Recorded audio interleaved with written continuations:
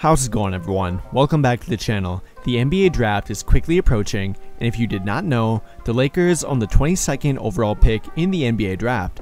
Whether or not they actually keep that pick is not yet known, but if they do, there are a few players that I believe they should have their eye on, because even though they are a contending team in win now mode, the NBA draft can contain many hidden talents in the late first to early second round. And the 2021 NBA draft is actually being regarded as a very deep draft. Keeping their draft pick could be a way for them to add underrated talent for a cheap price, and that would be very appealing to a team like the Lakers, who do not have much of any financial flexibility. They would not otherwise be able to add a young player for a price tag of only about $2 million. Their draft pick could fill an immediate need for their team while improving over time. And given that the Lakers currently only have 5 players under contract, they do have a lot of needs to fill. While we all expect them to bring back Talen Horton-Tucker and Alex Caruso in particular, it is not a guarantee, and with Kyle Kuzma and Caldwell Pope not safe from being traded either, the Lakers could potentially have a need at every position. But in my opinion, I think their top needs in the NBA draft in particular, if they keep their pick, are number 1, a bigger 3-and-D player who can play at small forward, number 2, a backup point guard who can both shoot and defend at a high level, and number 3, a talented offensive player who could come off the bench and create his own shot. And to help give you an idea of which players in the NBA draft fit what they need on their team, today we'll be looking at who I believe to be the top 5 players that they should target in the NBA draft. And coming in at number 5, we got Trey Mann. If the Lakers are looking for an offensively gifted guard in the draft, then Trey Mann will likely be a player that they have their eye on. He is one of the more talented 3-point shooters in the entire draft, being able to hit difficult shots both off the dribble and while fading away. He is legitimately NBA ready with his 3-point shot and his scoring ability, and his 3-point shooting in particular is the most likely part of his game to translate to the NBA. He has all the tools to be an immediate contributor on offense.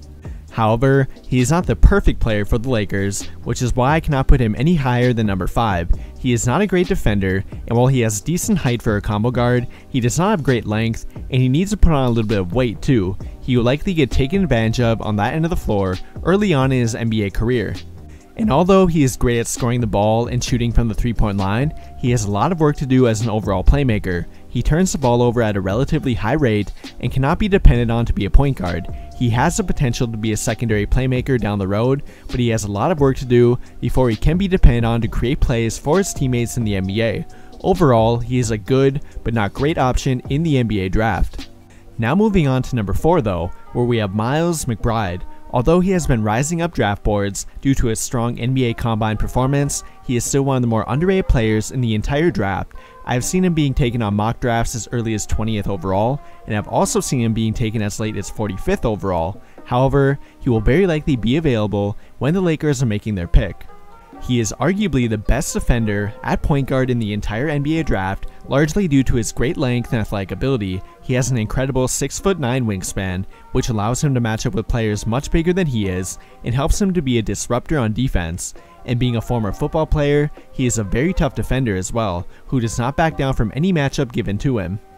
That toughness has even translated to his offensive game too, where he actually is given the ball in the post quite often, especially for a point guard. He is not afraid to play bully ball and has an NBA ready body. He can score from all 3 levels on the floor and seems to be rapidly improving on offense. He went from averaging only 9.5 points per game during his freshman year to averaging 15.9 points per game during his sophomore year.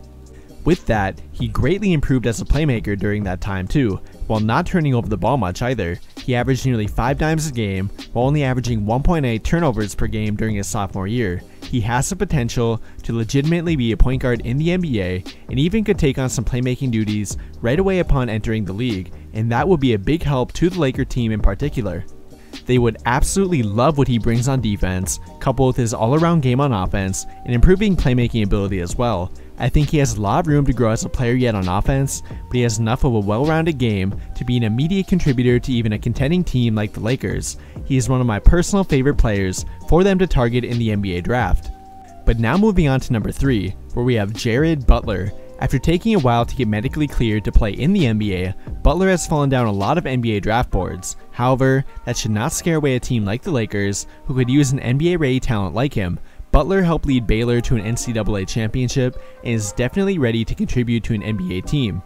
He has a well-rounded game on both offense and defense. He is a good ball handler who can create plays on offense. He is a great three-point shooter and shot creator, and is a very good defender as well. While all of that may not immediately translate to the NBA, he will have enough to contribute to a contending team right away.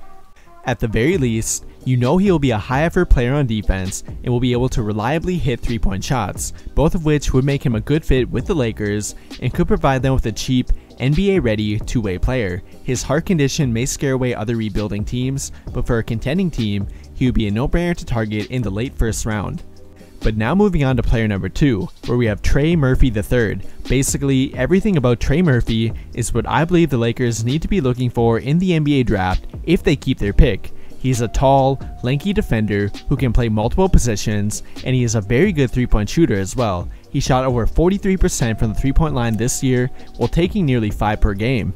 And while he is not an extremely gifted offensive player, he has the type of offensive game that translates very well to the NBA. He is great at shooting from the corner and wing, he cuts well to the rim, he runs in transition, and is always ready to shoot the ball, and he did it on a Virginia team that has been known to produce good 3-and-D players in the NBA, most recently with DeAndre Hunter of the Atlanta Hawks.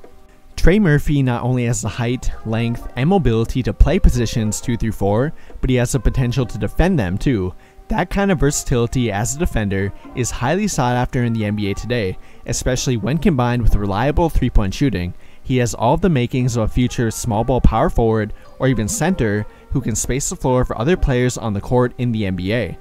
But now moving on to number 1, where we have Chris Duarte. If you are a regular watcher of my videos, you probably have seen this one coming. While Duarte is 24 years old and probably does not have a lot more potential to reach, that's not always a bad thing. We already know what he brings to a team, and he is one of, if not the most NBA-ready player outside of the NBA draft lottery. Duarte is both a great three-point shooter and defender. He shot over 42% from the three-point line this year in college. It was named to the Pac-12 All-Defensive team too. He has the height, length, and mobility to defend multiple positions in the NBA and will likely be a valuable 3-and-D player immediately upon entering the league. However, unlike Trey Murphy, he is not purely limited to a 3-and-D role. Duarte is a more talented offensive player than given credit for and has natural scoring ability. He can score from all 3 levels on the court and do it efficiently too. He had a 63.3% effective field goal percentage, which is very good. That is an indicator of how well he converted the shots that he took from everywhere on the court. He can not only shoot from the 3-point line, but he has a nice touch from the mid-range and around the rim too. He even has the ability to be a secondary playmaker here and there as well. He will never be a point guard, but he is a good passer for a wing player, which translates well to being able to play for a winning team. Overall, if the Lakers are looking to keep their draft pick and take a player who is NBA ready and fits what they need, Chris Duarte should be at the top of their list in my opinion. But with that will conclude the top 5 players that I believe the Lakers need to target in the 2021 NBA draft. And what do you guys think? Do you agree with my top 5? Or would you add in a different player or maybe rearrange the order? Let me know what you think by commenting down below and we can talk about it there.